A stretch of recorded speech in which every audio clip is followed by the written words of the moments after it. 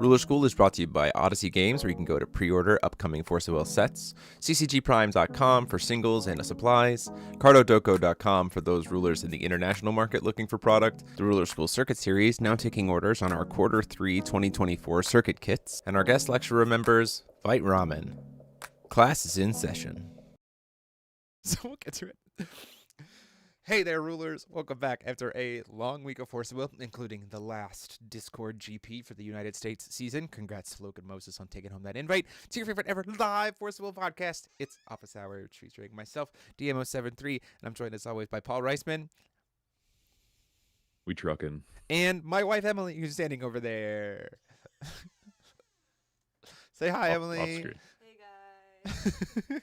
She says hi. Wave. Everybody in the chat say hi.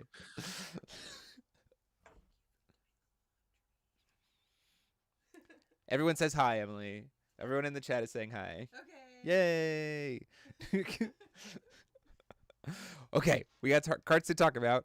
We're going to probably burn through the spoilers pretty quick because I wonder what everyone's talking about right now, which has been my phone for the past 3 days because of these regalia. We'll get to them. But first, we're going to jump in. If you haven't already gotten your pre-orders for this set, you can check the link in the description. Odyssey Games still has boxes. You know you want them. You know you're going to get them. Let's go. Okay, let's talk about fire cards. The rest of the skulk stuff. Bianchi and my big old truck. This is the Biker Gang's truck Bozo Zoku. Mythic Bloodless First Strike Machine Resonators. Gain swiftness as long as your weather is pollution. Enter, put a Werefox Resonator, total cost 3 or less, from your hand into the field. If your opponent's weather is pollution, you can repeat that process once per. If you do, put 3 -1/-1 counters on this card. And with solo mode, this card gains multi-strike as long as there are 3 or more Machine Werefox J/Resonators have attacked this turn and your weather is pollution. I will note, this thing can be cheated in off of Bianchi's Enter effect. Pretty neat. Cool. Big old truck. Truck-coon is here. Truck-coon is for sure. This certainly feels like it's a card that is made for Bianchi solo mode. Like, I think it just does the best work with solo mode because it does give itself swiftness. And Bianchi makes it so your weather is always pollution, right? So then, like, you cheat in a couple things, and then those 2 things attack. And and Bianchi attacks, and then this thing gets to attack and hits them twice for 20. Like, it's just like there's a lot of stuff that goes on with this. Yeah, solo Bianchi can cheat this card in, which is really, really good. So neat. Also, Optimus Prime. Like the art. Also that. Yeah, it's very funny. I like it a lot. Like Optimus Prime and like Team Star had a baby. Yeah, for sure. Very, very cool. Nothing really much to say other than that. It feels like a boss monster for solo Bianchi. Great. It's going to hit like a truck. It's going to hit like a truck. Next up, we have Autopilot Driving System, a 1+X spell that says you may discard a card named Autopilot Driving System rather than pay 1 up to X times, where X is if your weather is pollution, and you can recover up to X Machine Werefox J/Resonators that have attacked this turn. Double attack. Neat. I like it a lot. Also, Matt Lindley, welcome to the chat, buddy. Also makes the truck's multi-strike live. Yeah, very helpful for sure on that as well. Double checking here.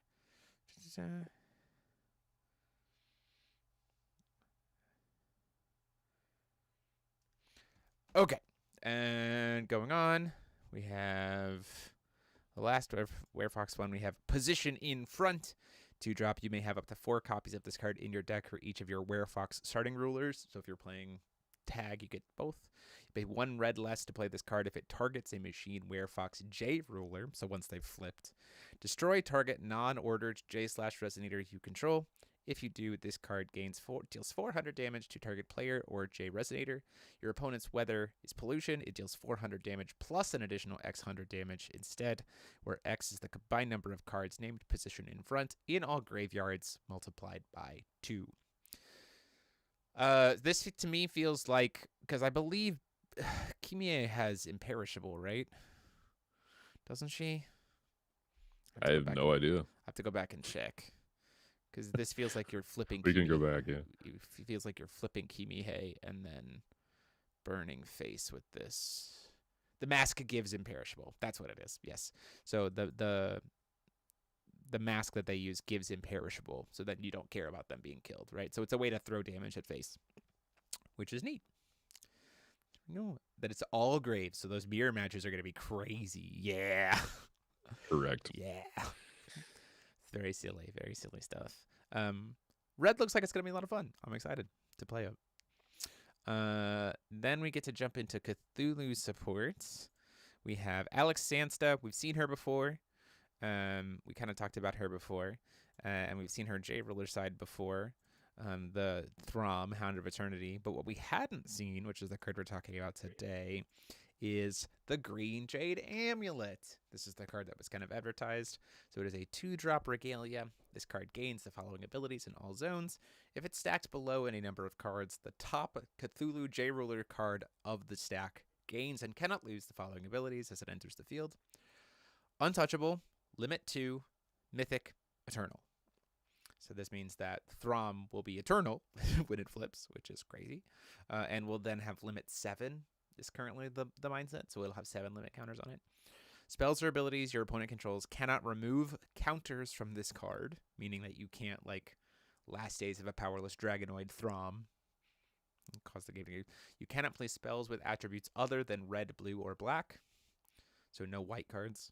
And enter, put the top card of your Magic Stone deck into the field rested, and then you can tap and remove a limit counter from this card to produce red, black, or blue. This means that if you play this card on turn 2, you can use it to produce 1 will, and you'll immediately get a stone into play. So you'll go to stone 3.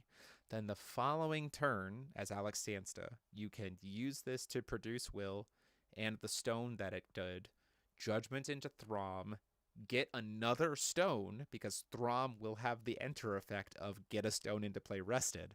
So you don't even skip your stone call for the turn. You still have 2 will to interact, and your Throm is flipped. So Throm can flip on turn 3 and start beating you down. So there's the thing. But even outside of Alex Sansta, this card's pretty good. Especially since it has untouchable. Interesting. Especially since it has untouchable, right?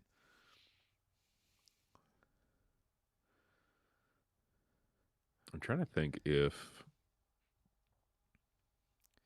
play this in Alice Origins rulers that care about blue or black regalia. That's kind of neat.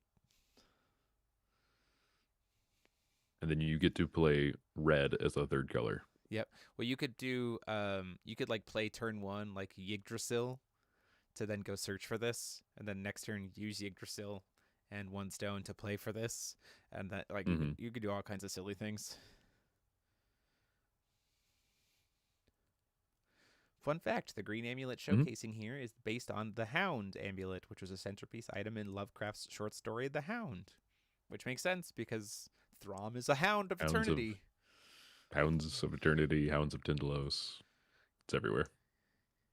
Yeah, Yggdrasil search this card. Yeah, for sure. Yeah, this card is it makes Throm a lot better. The fact that you can't just easily kill it, and the fact that you can't interact with its abilities, and the fact that it gets 7 limit counters. A lot better. A lot better. Yeah. Yeah, I think this card just kind of cements that you either go the white-black protector guys go wide route, or you go into the Cthulhu build route. For sure. It definitely feels like solo mode Alex Sansta is Throm route, and tag Alex Sansta is Moon Protector route, right?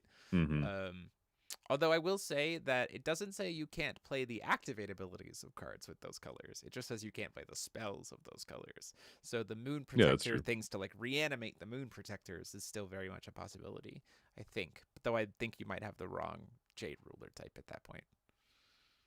I'd have to go back and look at them.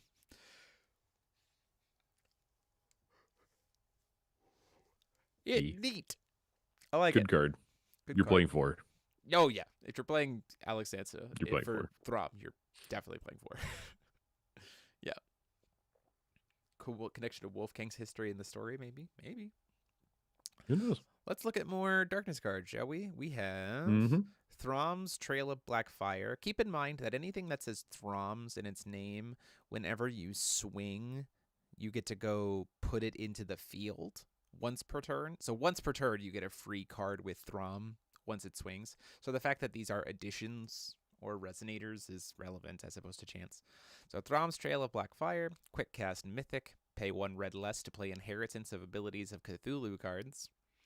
Whenever a J Resonator your opponent controls attacks, this card deals X hundred damage to that J Resonator, where X is the combined number of limit counters on J rulers you control. So 7 minimum. And then this card and J rulers you control cannot lose their abilities. That was pretty good. Anti-girl staring at, right? This is probably like the first thing you grab off of Throm, if I'm being honest. And then Inheritance for 1 red and pay 1,000 life. Remove 2 limit counters from a J ruler you control. If you do, recover it. Do keep in mind that Throm will still only be able to attack twice per turn, even if you recover it multiple times. But it does mean you could like use Throm to call for stone and then recover it and then swing, right? If you really wanted to. Very neat. This Outer World stuff coming back is kind of dope. Not gonna lie, it's pretty cool. Not too bad. The Bastet promo makes so much more sense, yeah, because she has an inheritance ability to. I think it's just one. It's 1 red and 1 void, right? So then now it's just 1 void to just add 2 limit counters to a Jade ruler. Mm-hmm. Yeah. I do want to check something, so we can move ahead, but I just Yeah. want to check something on Yeah, for sure. Cthulhu's with Inheritance. Yeah. Next up, we have Maddening Barks of the Otherworld, 3-cost chant. Play this card only if you control a J ruler named Throm or an entity named the Hounds of Tindalos. Has mastery for Throm. So this would be good to like mastery this and then use the inheritance to recover it so that you can attack in, right? Your opponent removes all cards in their hand from the game face down, then draws X cards, where X is the number of cards removed this way, -2. Nice hand. Think I'll take it. Hey, Paul. Cards in hand? -2. Not anymore. -2. 5 limit counters. Wow, that's really good. Maddening Barks plus Hydria. Yeah, that's also very silly. Maddening Barks plus Hydria. So they just don't get to draw any cards. They can draw 1. Replace their hand with 1 card. Yeah, so far the only inheritance for red that we have is Throm's Pack of Hounds, the Trail of Blackfire, and then of course Bastet. Bastet. Yeah, Bastet makes a lot of sense that they have now given that as a promo because of this card for sure. Maddening Bark is like the way for this deck to say, I'm going in this turn. I don't want to deal with shit. Like, let's go. Which I totally get. This card's interesting. It also can be used the same turn you do Judgment, right? So against something like, if you think about like against something where you don't have swiftness, like against Hanada, right? Where Hanada says you can't get swiftness because belligerence, swiftness everywhere becomes belligerence instead. This card suddenly becomes like a Judgment, do this on the turn that I was Judgmenting. And then you get to, kind of mess with Hanada. I do want to check one other thing real quick. It is whenever this card attacks that you get it. So you can't use this and then trigger. But still, like, against something that, Lightning Cave, like anything that's stopping you from attacking, doing Judgment plus Maddening Barks seems really good, right? Bark also rests the J ruler so you don't have to attack because of Bloodlust, right? So you don't want to lose limit counters, right? Even if the spell doesn't resolve. That's also very good. That's a good point. Yeah. That's a really good point. Probably like 3 of this? Yeah, I think 2, 3 of this? So. I think of 3 of. Because even if it doesn't resolve, like, it was free. Because mastery, like, it seems fine. Because then your opponent also has to then attack into Throm.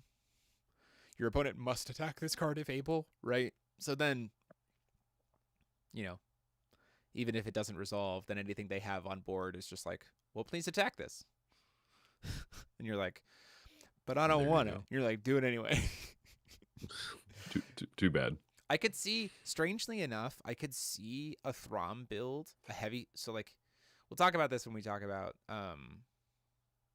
brain.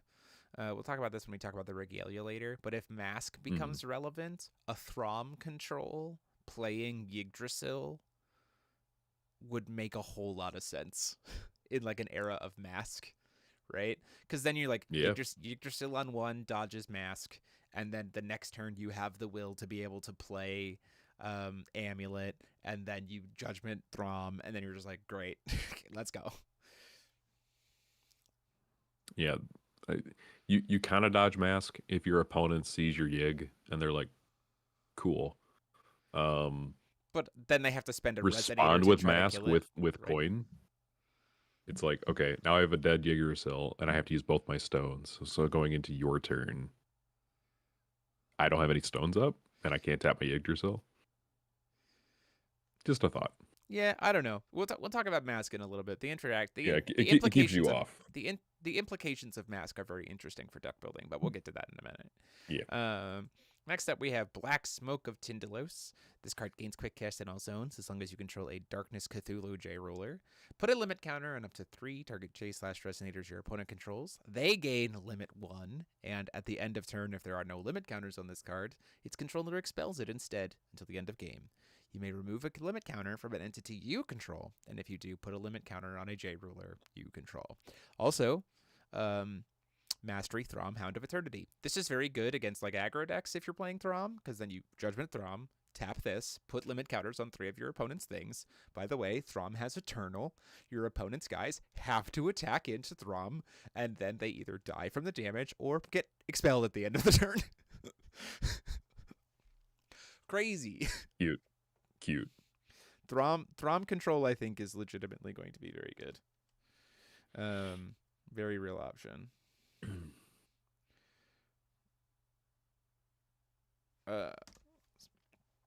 So Not much to say. These cards are very straightforward, very simple. I can appreciate that. Yeah, I like it. And then the complicated card is, of course, the Marvel Rare.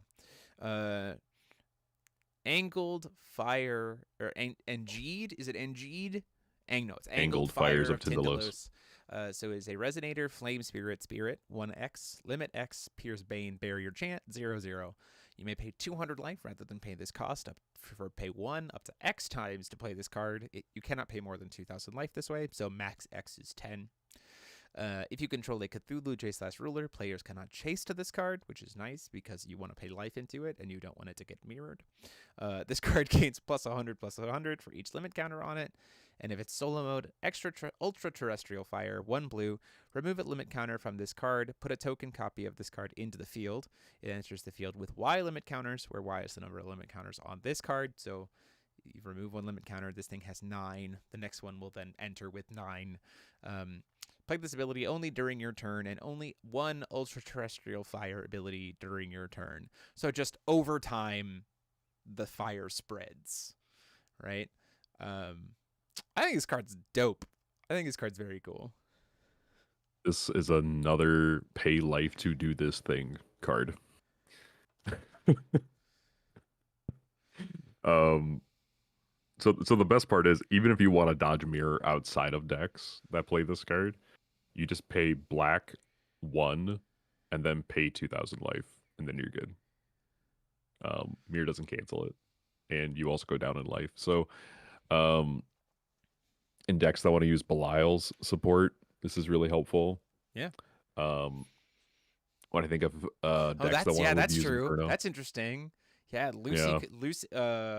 Alex Sansta could very easily. I mean, she'll gain an extra 1,000 lives, so it doesn't get her right immediately to being able to use Belial stuff. But after another 1,000, I'm saying outside of Alex Sansta. Yeah.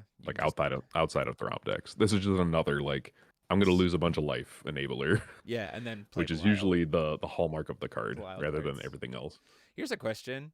I do wonder if we start to see the prideful stuff get played outside of Belial because of cards like this. You could use it in you could play a black, white, blue, because it's any Cthulhu J Ruler makes it unchaseable, right? So do we have any Cthulhu rulers? I gotta check and see. Wolfgang. Advanced search. Wolfgang's not the only one, is he? Wolfgang's the best one, as far as I'm concerned. Cthulhu. I'm gonna look it up real quick. Yeah. Ruler search. There's definitely a Cthulhu ruler somewhere. Come on. Oh, for sure. I'm gonna search. I got it right here. Well, besides Wolfgang, There's not. There are no Cthulhu rulers. Only Jade rulers. That's rough. weird. Rip. At least yet. There's no Cthulhu ruler yet.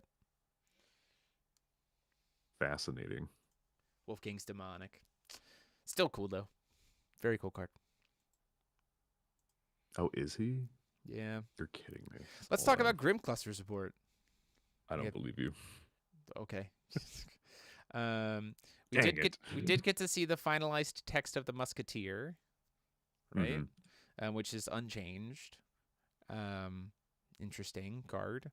I don't really know how I feel about this card unless we get another D'Artagnan. Though if you flip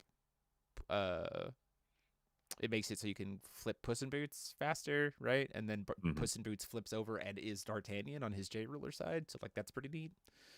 And you do get can Godzart to search for a resonator with D'Artagnan in its name, right? So that's an option. It's not great, but it can be there. And then we got what else did we get? We got the new Snow White card, the Evil Witch Queen. 1 red and 5 Queen Witch. Pay 1 void less to play this card for each card named Poison Apple in your graveyard if you control a J/ruler with Snow White. First off, the art on this card is ridiculously cool.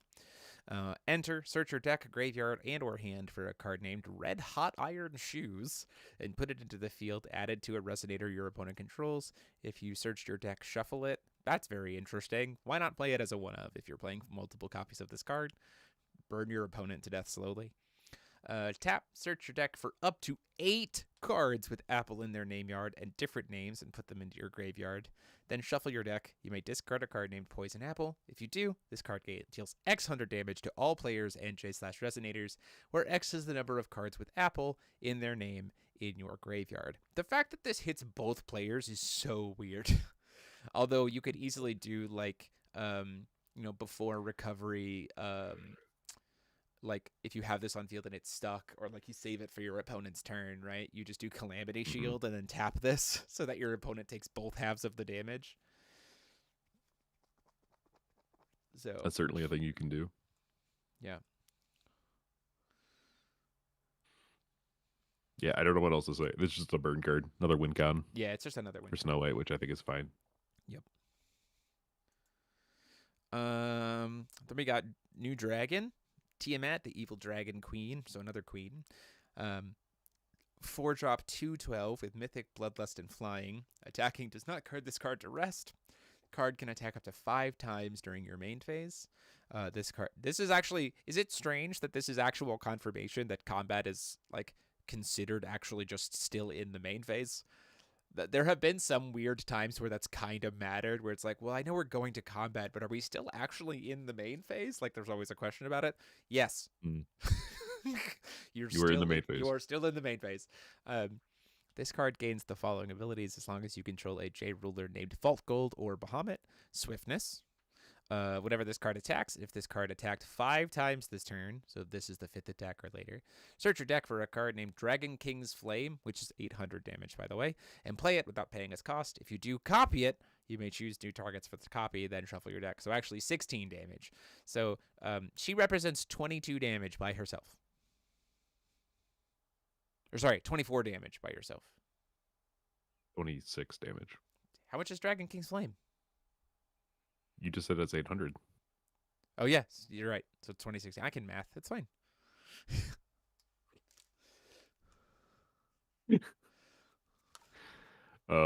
I love this card. Very cool.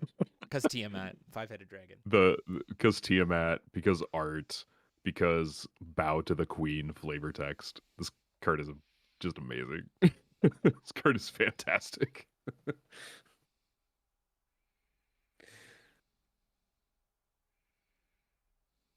Yeah, I don't know what else to say. This is Yamada Dragon now.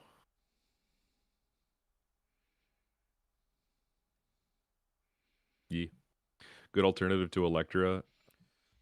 Yeah, I mean, Yeah, if you in don't its want to way. play Electra, In its yeah, way. if you don't want to play Yeah. Electra, Because you can also make this it card does have cheaper. flying. With Parrot Dragon, this card also gets cheaper as hell. Good to know, Because it's a I dragon. haven't played this deck at all. So if you But search now I with, might. yeah, you could just get a bunch of Parrot Dragons really quick and then play this and then say, we're going in. Which then Gonna Parrot play Dragon, the, I believe Parrot Dragon pumps your dragons. So then, like, she's now bigger, right? I gotta look at this card now because we just keep referencing it. Parrot Dragon, Parrot Dragon. Yeah, so it's a 3 cost with But it Parrot can Dragon on the field. For each one Parrot Dragon, by the way. Yeah, for each Parrot Dragon, it gets cheaper. Yep. So it's like a pseudo mana dork for this deck. Just don't remember if it pumps up your dragons. It does not pump your dragons. Okay, it does not pump up your dragons. Yeah. Would have been cool. But there are ways to make this card bigger. Yeah. For sure. Plenty, especially in red. So this card feels very fun. This card makes me want to play Dragon deck. But his new edition pumps dragons. There it is. I knew there was a pump. Institute Tiamat. Let's go. Yeah. Green. Kidding. Green, oh my black, God. red. Institute Tiamat. Let's go. Let's go. That sounds The fun. Timmy in me wants to pair this with True Little Red and just make her gigantic Heavenly magic? for no reason. Just she's now a 10,000 or something. And can attack 5 times. It can attack 5 times. 5 god dragon. Let's go. Very funny. The last Alice Cluster support card dies to Reflected Blue Moon. Yeah, you're right. If you try to pump it up, for sure. 100%. Dad. 100%. The last card we got for Alice Cluster support, at least so far, is Absalom, Wise Caterpillar of Wonderland. 2-drop Fairy Tale in text, 2/7. As an additional cost to play this card, remove up to 2 Tea Party counters from a sub-ruler you control. You pay 1 blue less to play this card for each Tea Party counter removed this way, so can potentially be free. Enter until the end of turn. Your next spell with Alice's World or Wonderland in the name games has an additional cost to play this card. Remove any number of Tea Party counters from a sub-ruler you control. You can pay to play this card for each Tea counter. So it makes the next card cheaper, essentially. Blue, target a non-Magic Stone, non-J-Ruler entity you control. The owner shuffles it into your deck. If they do, draw a card. Play this ability only twice per turn. So, this guy by himself makes Alice's World 2 cheaper. So base stat is 8, would go down to being 6. He can remove it by himself, being down to a 3 cost to just take an extra turn. Heaven forbid you have other races on field. So Alice's World stuff. And then we can start flickering Alice's World with Misty Dragon statue. Like we saw with the Almerius Moonshard extra turns list. Somebody call Epunk. Tell him there's a new Alice's World extra turns deck. This does, by the way, it changes your stack Cheshire Cat, just being cheaper. If you need to just hardcast it. You can just hardcast it. Nice. Although it won't do anything if you hardcast it, but sure. Because it doesn't have an enter effect. Yeah. But it does mean you can get the regular... But there is a world where you can just play a regular Cheshire Cat for free and then use that 1 will to stack the new Cheshire Cat on top of it, right? So it like makes the Cheshire Cat loops a little bit cheaper, right? Which is neat. Also makes Dreams of Wonderland free. Because that is a Wonderland card. It's a Wonderland card.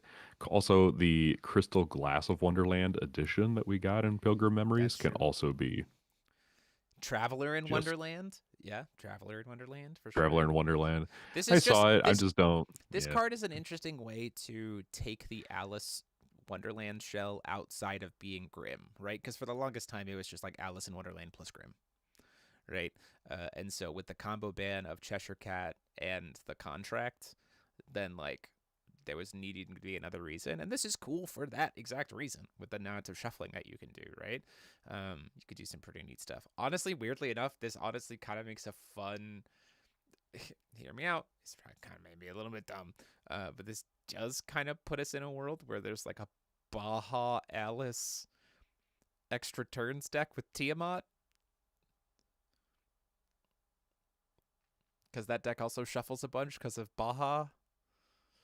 So then it's really easy to make this guy. And then you have Parrot Dragon, which is a different race. So then Alice's World gets cheaper. And then you can attack a bunch of times with Tiamat and then take an extra turn and attack a bunch more times with Tiamat. It's very Timmy, but man, is it funny. It's very funny. Very, very funny. Alice's Yeah, World this card's of fun. Madness. I'm glad we finally got the Caterpillar because I was like, there's so many other characters in Alice's. Like, Can Alice's World of Adventure to Madness be Wonderland. discounted? Yes. Mhm. It would just make you cost 1 black, as opposed to because you couldn't get rid of the darkness cost. But it has Alice's World in its name. This is true. Very funny. Yep. It's very, very, very funny. Okay, now the card that everyone really All wants. right. Now the cards that everyone really Hold wants on to to your talk butts. about. Zeus Alice fully discounts Alice's World, right?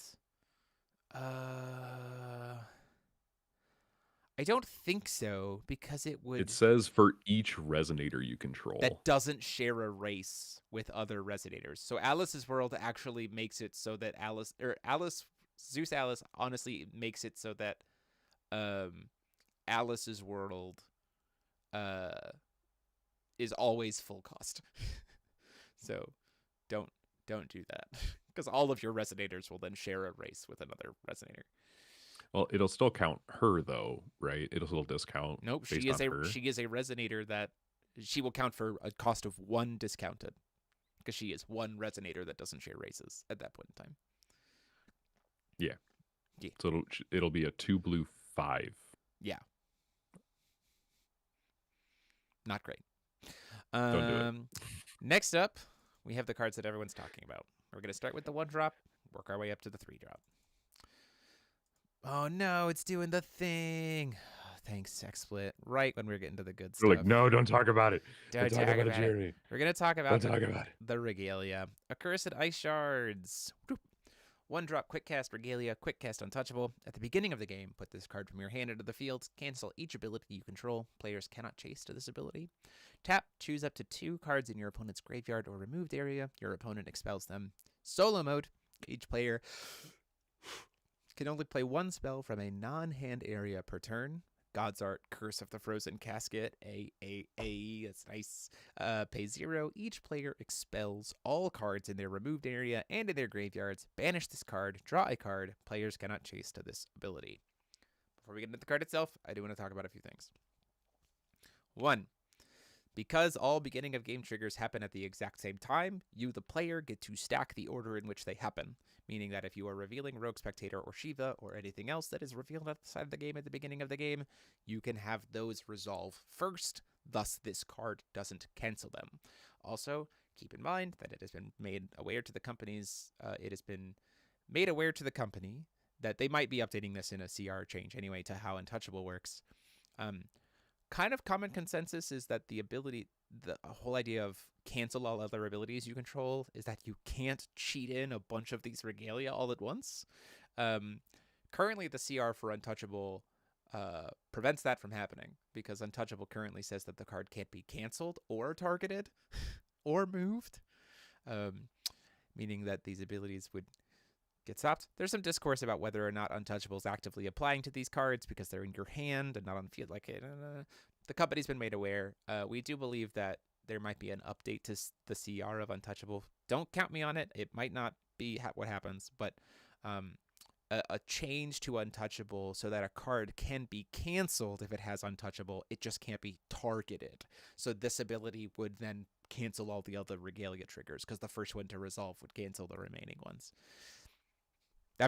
Just wanted to say that those 2 points about these Regalia as a blanket statement for all of these. Untouchable should probably be updated to your opponent. That's also very possible. There's, whatever. Sure.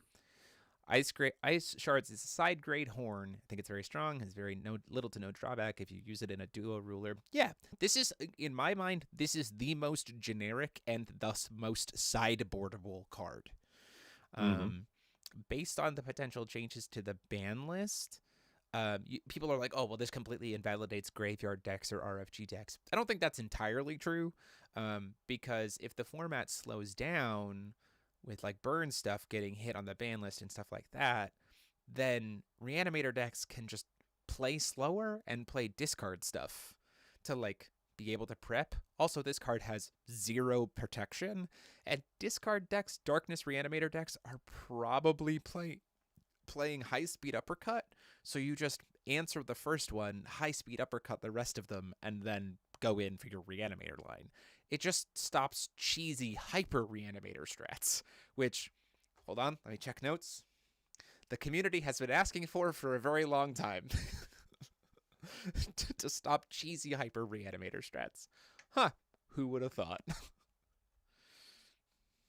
Yeah, also just the new Makoto Resonator for like the new ruler can just pay and pop it. Oh yeah, Misung. Just be like, cute. Just so there are decks where this card is absolutely trivial against. And based on how the format shapes up, even the cards that this is good against could play in such a way to outplay this card. That's why I think Dark Hydra says it really nice here. It's a side grade horn. Like, it's slightly better in the fact that it's quick castable and untouchable, right? And that it doesn't target, so it gets around things like Dark Alice.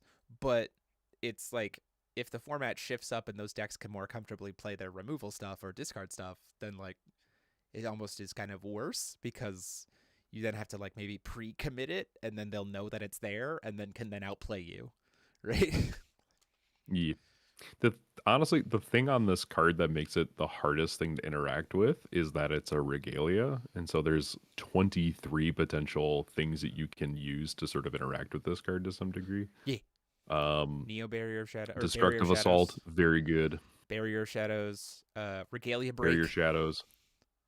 Maribel, you can pop it for free. Regalia Break. Or pop it for 1, excuse me.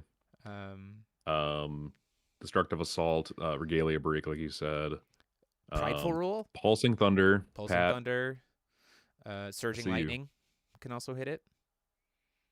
Right? Because Surging Lightning is one thing. I see you, Pat. Thanks. Yeah. Also Surging Lightning, you just pop it. Can pop it. Reflected Blue Moon. Alice's Trick. Reflected Blue Moon can blank it.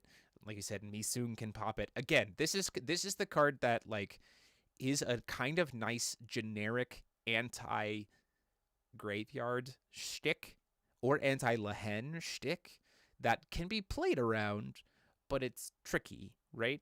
I'd argue that like this card is good in solo mode and not solo mode, but both situations are like sideboard. Like, for both situations, this card is a sideboard card. It's not like, oh, I'm going to main deck this card ever. Why? I think because it's only the only reason I could see this card being main boarded is if it said pick 2 cards in a player's graveyard and expel them, because then what would happen is Utsune's would use this and just expel her own grave. I'm like, yeah, it's fine. Hyper accelerate our judgment. Let's go. Oh, she likes that.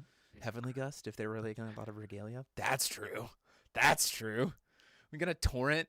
Are we going to start torrenting Heavenly Gust to just pop If only we had a new torrent ruler, Jerbear. If only we had a new torrent ruler. You're right. Green, black. They'll never bring it back. I'll never bring it back. Okay. Alice's Fantastic Trick is also, it can hit it, right? Very easily. Yeah, there's a lot of stuff that can pop this card. Suya, force your opponent to banish it if it's their only thing.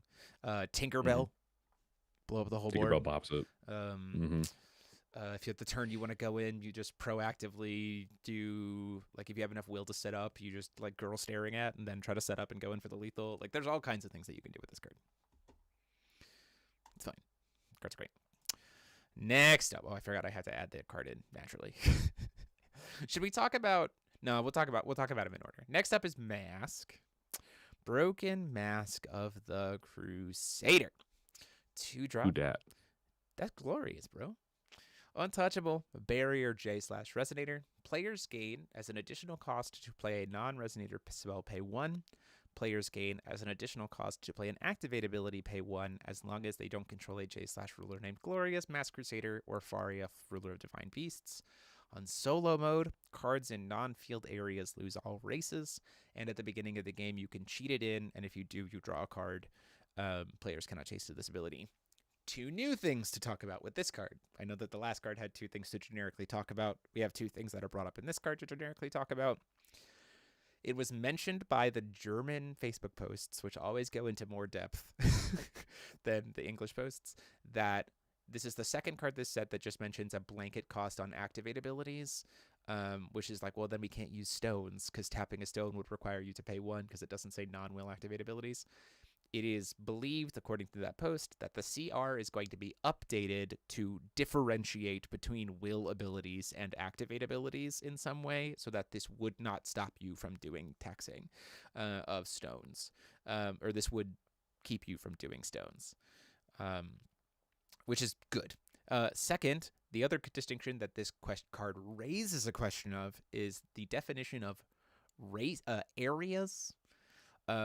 Specifically with 1 point of reference.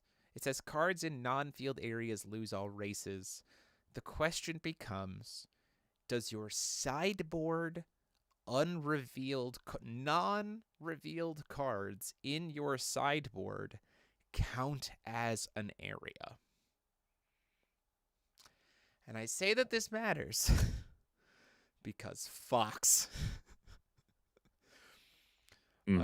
Which we'll talk about. But I think it would make sense to me that because we take a card from our sideboard and put it in the outside the game area when we reveal it, but we're not forced to put our entire sideboard in that outside the game area, that I would think that your sideboard unrevealed cards would be kept safe from this. But we need to know. Because if Fox can still grab Chimeras, then Therapist and this don't mess with Fox, which I would like to be the case. I'm willing to bet that Pat will say that he's putting his money on that, but I won't put. As the cards in the deck are at a hidden area, sure, but here's the distinction: the deck is an area. I don't put my sideboard into my outside the game area. I put a card that I reveal from my sideboard into the outside the game area, which is why I need that distinction, right? Well, so outside the game is not technically an area. That's why we need a better definition of area. We need it defined to matter. Suya. Pat, I'll just put words in your mouth then. Last movement.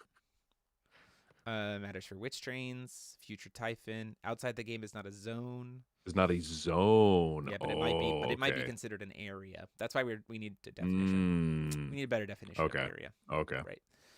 It matters. It makes a distinction either way. This is why you're the judge and not me. Yeah. So we'll see. And the only reason why I think it might work for sideboard is I'm not forced to put my entire sideboard face down in my outside the game area at the beginning of the game. Correct. I keep it in my deck box. That's the only reason why. It's weird.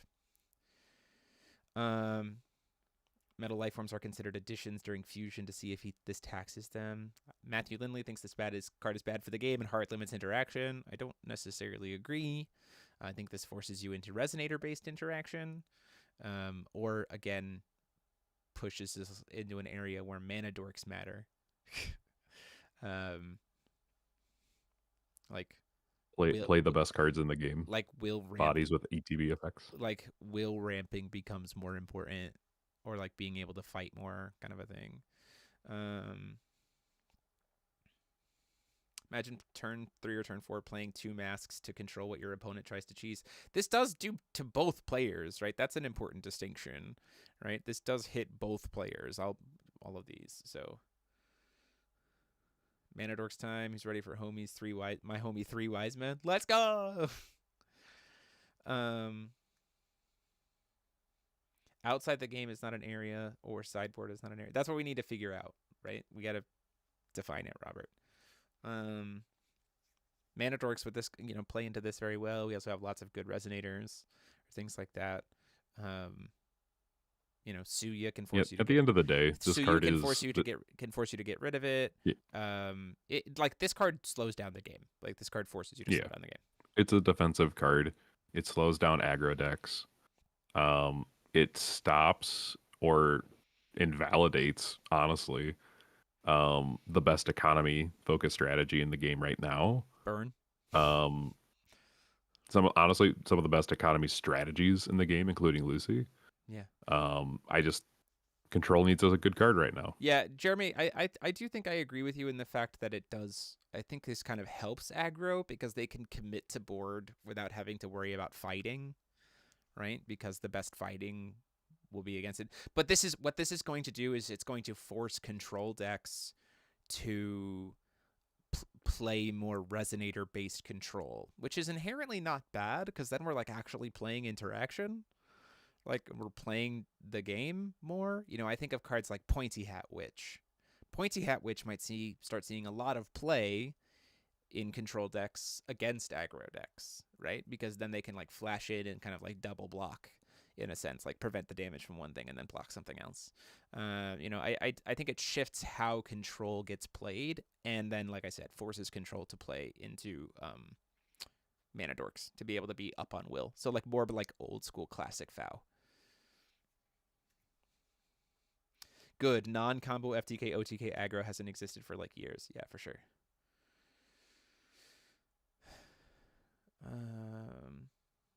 So we'll see how its influence is. Like, I think that there's more interaction available in this card in general. And I think, again, part of that comes down to the definition of area as well. Because, like, if you think about, like, a control deck, like a non-aggro deck that, based on definition of area, wouldn't mind playing into an aggro deck that plays this card, Fox is a prime example, right? Because Fox, for the activate ability, will just pay the 1 off the killing stone that they're going to go sack anyway, so they can still go for the Chimera, and then suddenly you have Griffin, which gets you 2 stones, or you have Old Hand, which can then pop board states. Like, there are very much ways. It comes down to some CR definitions. Barely do anything against OG Wolfgang, because Awakening is an additional cost, not an activate ability. That is correct. Mask Odin, probably going to be pretty good. Yeah, for sure. Yeah. It's a really good stun card. Yeah. And kind of like Jeremy Lindley was saying, like, this can be just splashed, so you can just sideboard this too. Yep. It's solid.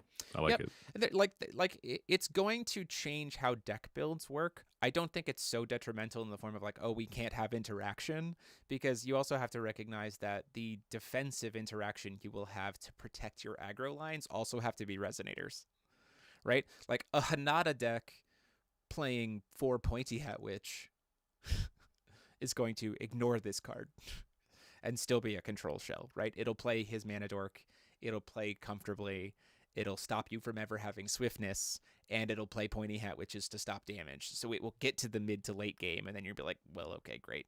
You know what I mean?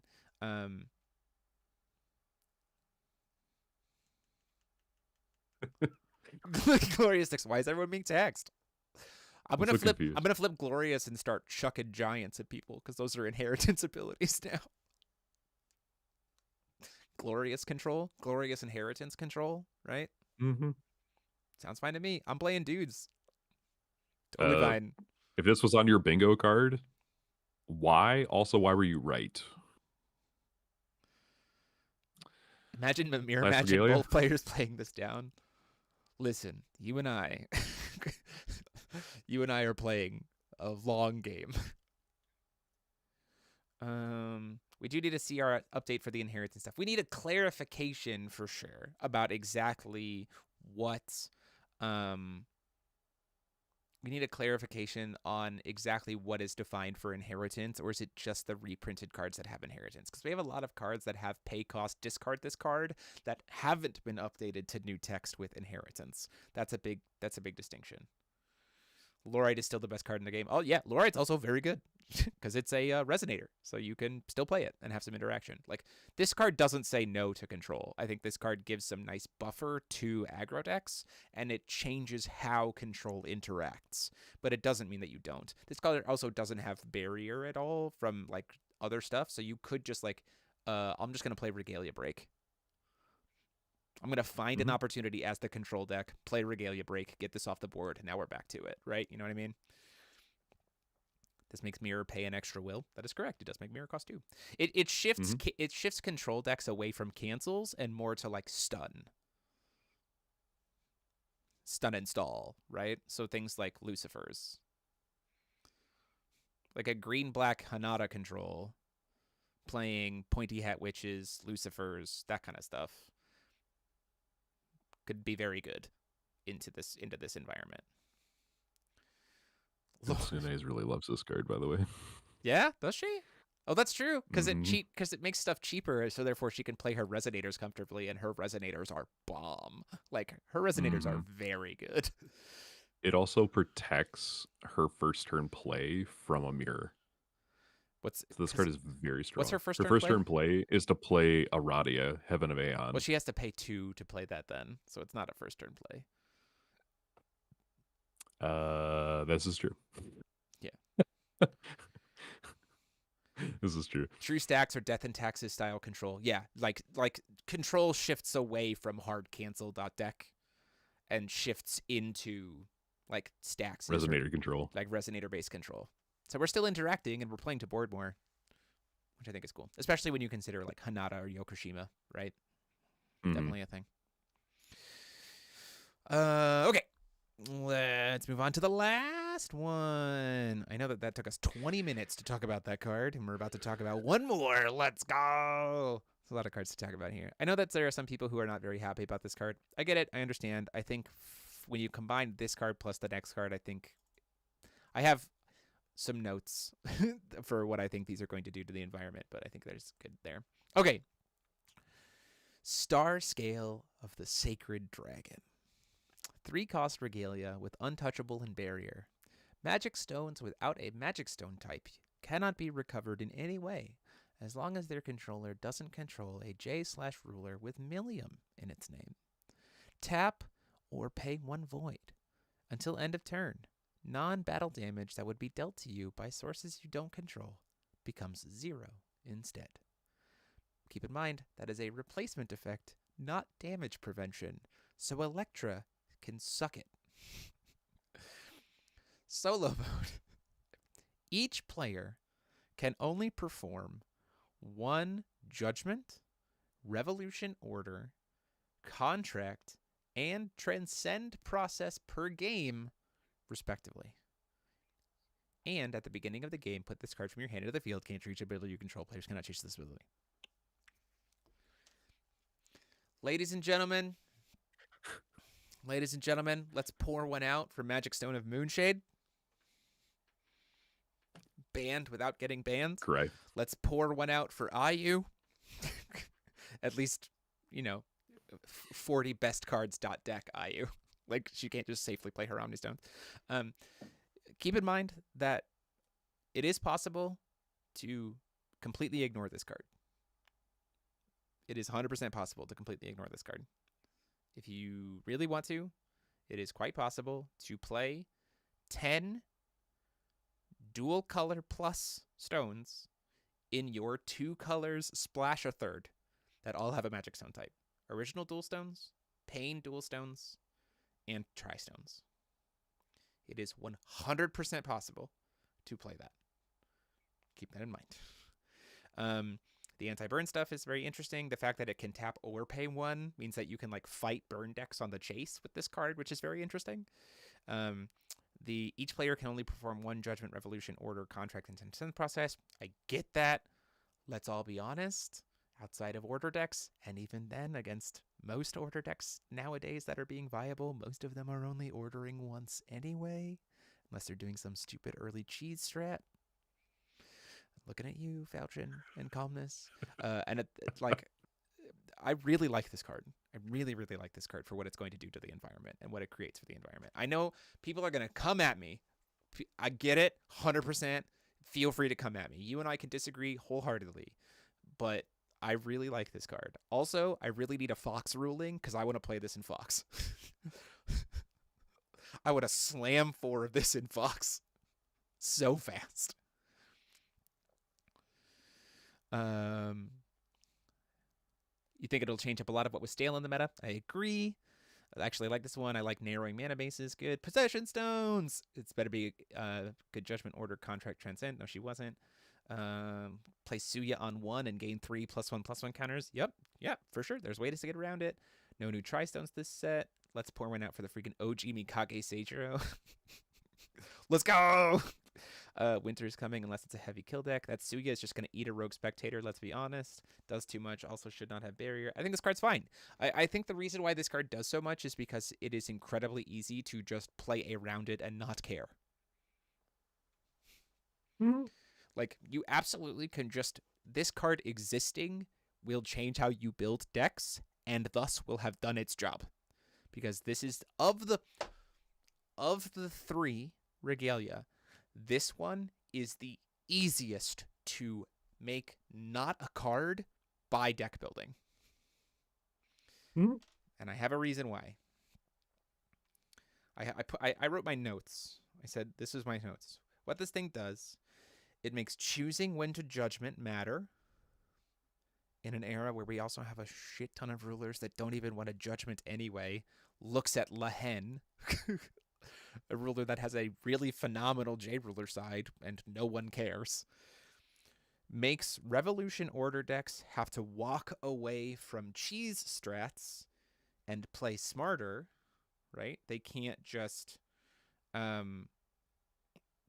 like slam orders and like use the unchaseable element of order to slam a cheese strat, which is what in current era ordering, that's what it's become. They just use it for a protection to cheese out a strat. Looks at the like Sphinx the T2 Sphinx decks, or the T1.5 Sphinx decks, and the Calmness and Falchion stuff. Opens up doors for older single rulers for being playable, and makes stone bases less greedy by nature. Things that, checks notes, the community has been asking for 2 years. I get it. Hear me out. Chat, listen. I understand that this is not how you would have done it. I understand. I get it. But I do think that the job that this does is good for the game. And good for the game state and diversity. You eating popcorn? Yeah. Mm-hmm. People will still make bad decks and then complain online about this card. Yeah, I agree. So should not be cheated in. Okay. On solo mode? I'm solo just gonna sidestep that entire comment. Sure. The most offensive text on this card is you can perform only one flip of a thing per game. Sure. Okay. Yeah. Well, welcome to Force of Will. That's how we do the thing. Checks notes. Hold on. Real quick. I'm going to check notes. Checks notes. I'm going to look at each of these. J rulers. Most of the time they flip once and then it's over anyway for the ones that care about flipping. Okay. Checks notes. Revolution Order. See previous notes about current era order decks becoming cheese strats most of the time. So now it forces them to have to play smart. Or you play Order Alice and play Linosfaria, and then you get to ignore this card and can order as much as you damn well please. Mm-hmm. Because it won't have text during your turn. Contract rulers, unless your name is Reflect and Refrain, most of the time you were only contracting once anyway. You just had the backup to contract again if you somehow got stopped. which means that you could just adjust your strats, play a little bit more passively, and then just contract once and win the game anyway. Crazy idea. And then transcend process. Now I get the transcend process one. I understand that one. I get it. But have you read Snake Morphed? I think I'm only ever transcending with that deck once anyway. Snake Morphed is cracked. Like, you really only ever need to transcend that card once anyway. And then even if it does die, you could just flip Leica later because you can still Judgment. Like, I think the most egregious line of text on that one is contract if your name is Reflect and Refrain, and transcend. Like, like that's it for me. It's, Good. Yeah, if it's a you continuous don't effect. need an infinite flute deck. So Goodbye. if you get rid of the card or GST it, you can get rid of it again. Yeah. Lucy can nuke it with Tinkerbell. I will take Judgment was once the way of the game when I first started it ending. Yeah, Judgment once. Yeah, for sure. Like, I think when you get outside of pet decks and you actually look at what does this actually mean in the context of current era FOW for these 4 processes, you will actually recognize that doing it once is kind of okay. You know what I mean? Like, sure. Like, it's fine. You know what I mean? Just be sure when you do it that it's good. Girl staring at before recovery, or if you're an order deck, go play some Goram Order Alice. Get a Linosfaria out. And then you Order Alice is still good. Order Alice is still a good deck. Because also, Order Alice, if the format slows down like we expect with the burn style, then Linosfaria, then Order decks can kind of just do really good stuff. Poor Brad. Oh, yeah, poor Brad. That's true. Rip Brad. That is true. That is unfortunate for Brad. Yeah, OG. I was Reflect. OG Reflect Refrain also doesn't like this. Yeah, for sure. Yeah, I think Order Alice is still a very good deck. I think Order Odin is still very good. Order Athena is still a Order Athenia, excuse me, is still a deck. Yep. Because if you think about it, most of the actual non-cheese order decks right now were really ever actually ordering like one time anyway when they were being successful. That's all they're doing. They just really needed to do it once. I think if you actually sit back and think about it, you're like, oh wait, I'm actually not doing this that often. And you're like, well, I want to do it fast. And you're like, okay, well, just don't do it fast. Do it protected. Yeah. Do it protected instead of doing it fast. Crazy idea. The amount of Tinkerbell that's in the game really checks all 3 of these regalia. Or you could. IU. You mean Order Zeus? No, you're talking about the IU Olympian, or like the 1-drop IU from being able to order into Alice. No, no, we're talking about not having cheese strats. There is plenty that Order Alice can do in a 1 to 2 turn slower format, which we kind of expect this format to be, by just like ordering Dark Alice, like Dark Alice in Ma'at, ordering, like, you could do all kinds, and getting Linosfaria out, like there's so many cool things that you could do. 3 Tea Party members is still one hell of a drug. Like, that card is kind of insanely good. It changes how you order Alice. Just play Tinkerbell. It changes how you order, not ordering altogether. Yes, exactly. It makes a J ruler flip more meaningful. You just play a ruler that only judgments in case of emergencies, or a ruler that doesn't flip at all. Yarp. Like, that's what I'm saying. I think this card is I think we could all agree Broken Mask is probably more impactful than either of these other 2 cards. I agree. For sure. Yeah, I agree wholeheartedly. But in like a way that's good. In a way that's good. I like it a lot. Also, to those saying that, like, hear me out. To those saying, talking about Mask, right? I'm going to talk about Mask real quick. Like, the only thing that sucks about this card against Lucy is the lose all races text, because she sure as hell doesn't care about activate abilities, because she'll just pay the stones, because most of the time Lucy doesn't use her stones anyway. Correct. Like, doesn't care. The thing that sucks for her is that loses all races. But then she'll just play Girl Staring At. It's fine. Yeah. Million Or Prince just of the play Light Tinkerbell. Palace solo, or play Tinkerbell, right? Exactly. Yeah, it's fine. But like think about this. Think about the solo rulers that suddenly become viable, like actual considerations in this environment from like old era, right? Fox, Lumia 2, Fox Lumia 2, if will abilities aren't taxed, then,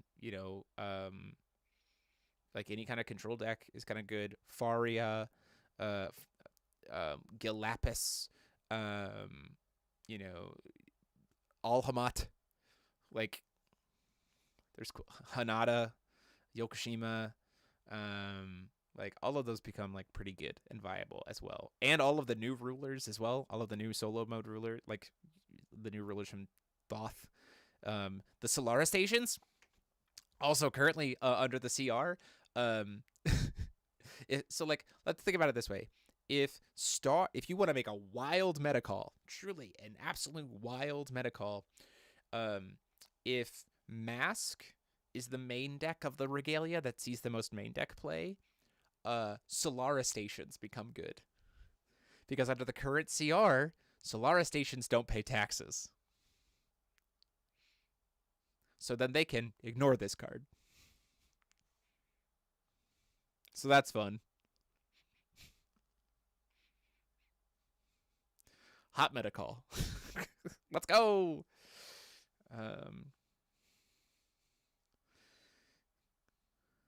Tax evasion. Tax evasion. I am right though. Yeah. Solara stations dodge taxes. I think these cards are good. Mask or Star don't draw cards. Yeah, they also don't replace themselves. Well, Mask does. Yeah, Mask does. Mask replaces itself. And if you use the God's Art on Ice Shards, you also get a card. But then you lose the Ice Shards. Yeah. You still replace it, though. These cards are dope. Draw a card. I freaking love them. I think they're sick. I'm excited. I was kind of meh about this set. These 3 cards got me hype. Yeah, I think that the amount of space. I understand that at first glance, Broken Mask feels like it is the one that is going to limit design space the most. I get that 100%. Of the 3, Mask feels like the most limiting. If you actually look at the full Wanderer card pool, I think that there's a lot of good stuff. Like also, you think about things like Pointy Hat Witch, like we talked about before. You talk about Hanada. You talk about resonators like Fiola. Resonators like Minfia. To like deal like board control, right? 2-drop red and then you let it die and then you burn your opponent's board for 1,000. Like there are ways for control decks to play a resonator based control. Like it is 100% possible. And mana dorks as well, right? Because then here's the other thing too. If you're an aggro deck and your opponent plays mana dorks, how are you going to kill him? Your stuff is also text. Like your like chants are also text. Right? So like early mana dorks are pretty safe. Heaven forbid it's something like Flute. You know what I mean? Like, you know what I'm saying? Like there is ways for control to play into it. I'm excited. And you also could just get paired into a control deck and then not see this in your opener and then cry. Because the control deck's like, oh, I was playing mana dorks. And I'm not currently under attacks. Like that's a real thing. As Mask is written, it's not the mask who is making you pay more. Each player has its own taxing ability. Oh, that's true. Players gain. That's true. It's players gain. That might be because it's not an effect that makes your opponent. That's true. Solara Stations. So, but Solara Stations not the right answer, but Mana Dorks are. Mana Dorks are the way to get around it. Stop giving away your tech. If you don't like playing against the mask, simply be the one playing mask. I think the mask is the scariest but hardest to play. I think Star will get the most hate by virtue. Mana Dorks are great. How many times have we seen a new Mana Dork and been like, yeah, but Mana Dorks are bad. Mana Dork's no longer bad. Time to get back those 2-drop Mana Dork Melfies, boyo. The tap Melfies? The torrent tap Melfies? Looking at you, Aideen. Looking at you. Oh my God. Hey, No. hey. No. Elf ball, here we go. Elf ball. No, don't make me dissociate. Dissociating. Yeah, it's certainly an option. It's more of an option now because there's there's more incentive, but I also agree with Steven that there's probably not going to be a lot of mana dorks. Hear me out. Maybe flute. Hear me. Yeah, Maybe flute. Flute. I think is any kind of barrier mana dork is fine. But also like I think mana dorks in general are not that bad because even without barrier, an early mana dork is usually protected by this card existing because spot removal on the mana dork would then cost more. That's what I'm saying. Jeremy says that it won't happen. It's true.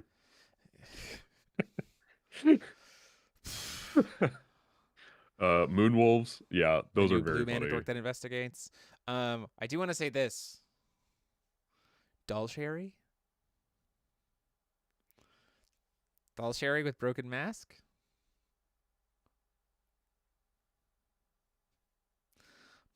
Don't tempt me with a good time. I'm like, oh, listen, last audience only costs one. That's the only doll you need, man. That's all you need, man. It's the only doll you need. It's the only doll you need. It's the only doll you need. This is fine. This is fine. Oh, it won't have quick cast though. Yeah, it would. Cards in all non-field areas lose all races. Oh, you're right. Fuck. No. Big Stark Hydra. Gosh dang it. My hopes have been It's all right. It's probably good we killed that deck before it got too crazy. Yeah. Unfortunately. I tried. Lots of fun stuff. I'm excited. I'm excited for what the ban list holds. Not sold you would like to return this. That's very fair. Hey, listen, fair.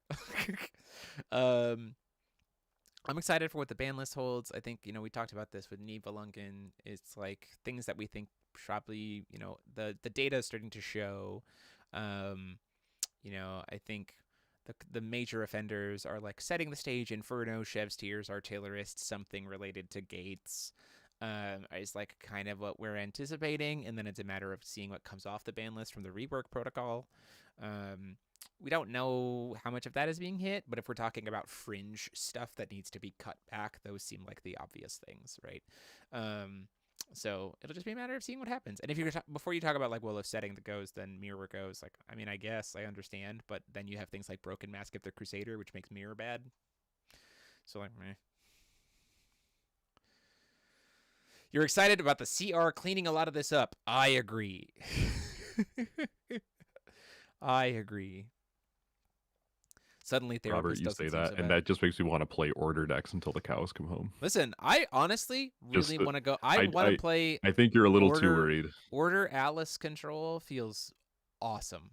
Order Alice Control feels really fun. I think I would play it wholeheartedly. Yeah, I think I would play it for sure. It'll be all right. I promise. It'll be okay.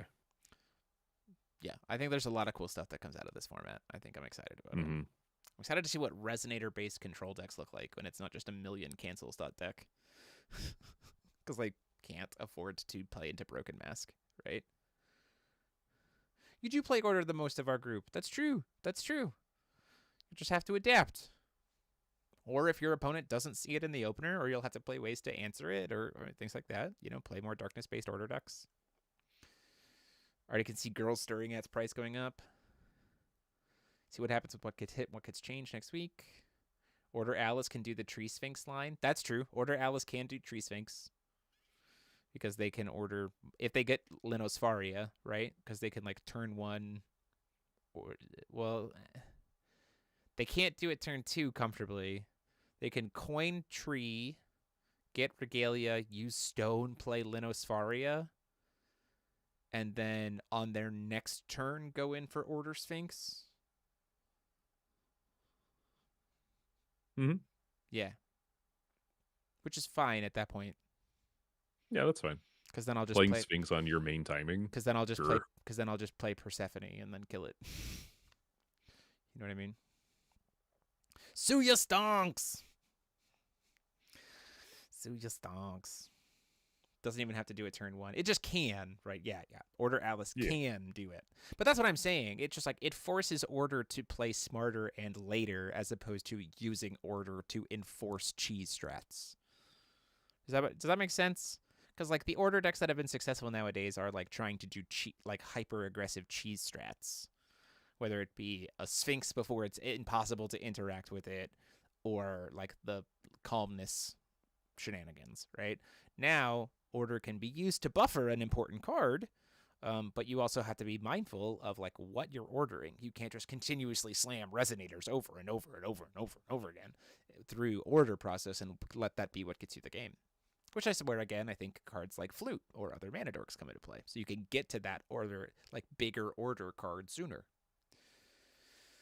Which mana do I have to pay to use Yggdrasil to search this when I don't open with this? You can't. You will not be able to search this off Yggdrasil.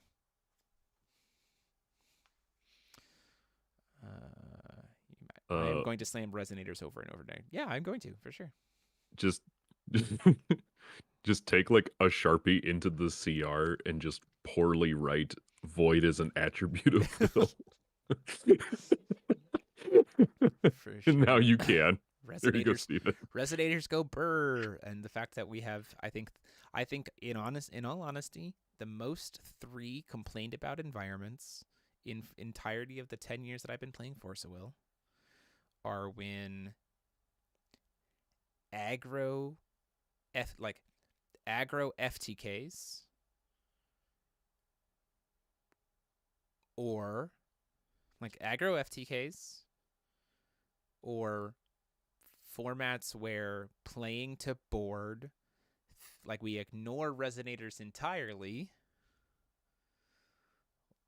like, or formats where you have board states where trying to do anything to your opponent doesn't matter. Which I'd argue we are currently in a format where trying to do things to your opponent and playing to board don't matter. These cards, along with the potential board state, say, nah, we playing to board and it matters. And also no aggro FTKs. Like aggro combo FTK OTKs. Like, huh. So the 3 most hated formats overall in Force of Will's history are shoved out of being what's played by these cards existing. Checks notes. Seems good. And I'll also say this to put a tail end on it. I will acknowledge that my personal bias plays into this because of the fact that I play every deck. As a content creator, I have a pet deck that I really enjoy, but my overall card analysis and looking at the brain and looking at game state is from a perspective of I am willing to pick up any deck and play it, and I will probably have a good time. I'm bad at red decks. I still enjoy playing them. I tend to not play them because I am bad at them, but I have fun when I play them. I can pick up any deck in Force of Will and have fun with it.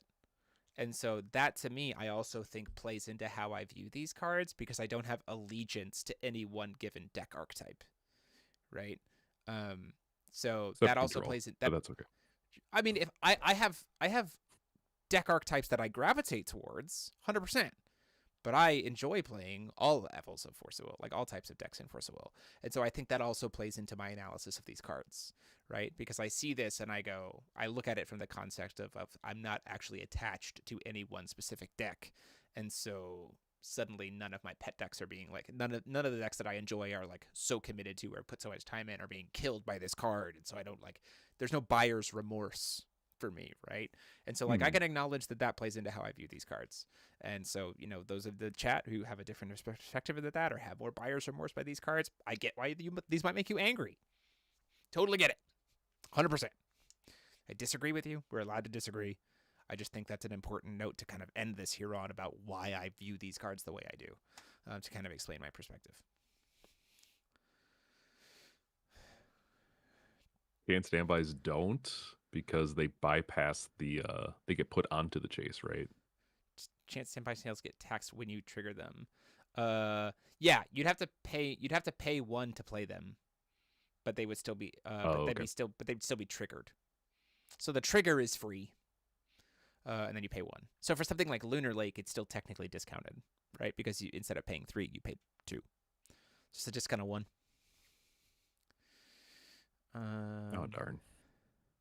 But stealth are good. Pick up your spider stealth should deck. be fine. Legitimately, Robert, I was thinking about building your spider deck for locals tomorrow, for locals on Wednesday.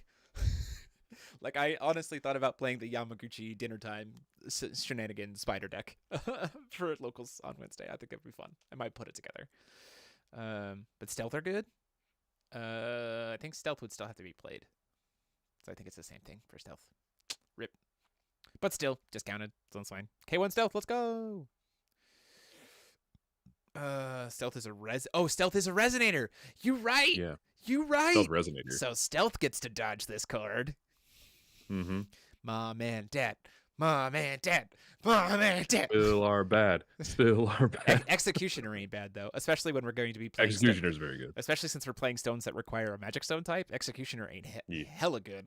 We can get a stone that is a darkness stone type on turn 1, so that we can always have Executioner live on 1. So there you go. That was pretty good. Ooh, now I'm suddenly thinking about stealth standby control again. Okay. Let's go! Here it goes. Let's go! I'll marry a stealth. All right, that we extra gotta pull the plug. It's already 10:30. Oh, we gotta go. Okay, lots of things to talk about. Scale doesn't shut off a single wolfstone. Yeah, that's very funny because it cycles itself. Solo seer. Let's go. But that's it for us. Thank you all so much for watching. This has been fun. We'll be back next week with the ban list updates. This week we have me as a feature match playing Lucy, showing how I would play Lucy. We'll have deck profiles for that later this weekend. CCG Prime, I don't know if you're streaming your pre-release on Saturday, but I will be there to play in the pre-release because it's my birthday this week. So I'm going to go play in a pre-release and hang out with people for my birthday. And then also later this week, if it arrives in time, we will be doing our pre-release box opening for people to see on channel. So looking forward to that. And then next week, we'll talk about ban list stuff and what changed and what our thoughts are. Good stuff. Yeah. So, Paul, any closing thoughts on these regalia? I know it's almost 10:30. We've been talking about it for a while. Any closing thoughts from you? I think these are powerful cards, and cards are allowed to be powerful, and I like that the game is shifting.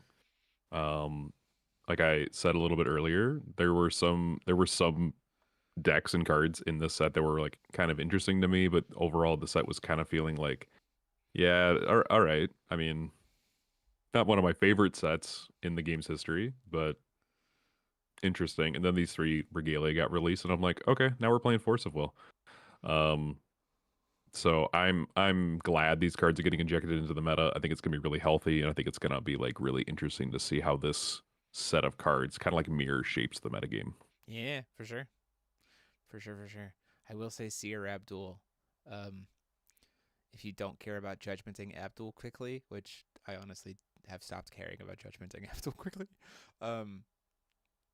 might still be really insanely good. If you go stealth standby control, just a thing. So that's it for us. Thank you all so much for watching. And until next time, this has been DMO73 and Paul Reisman.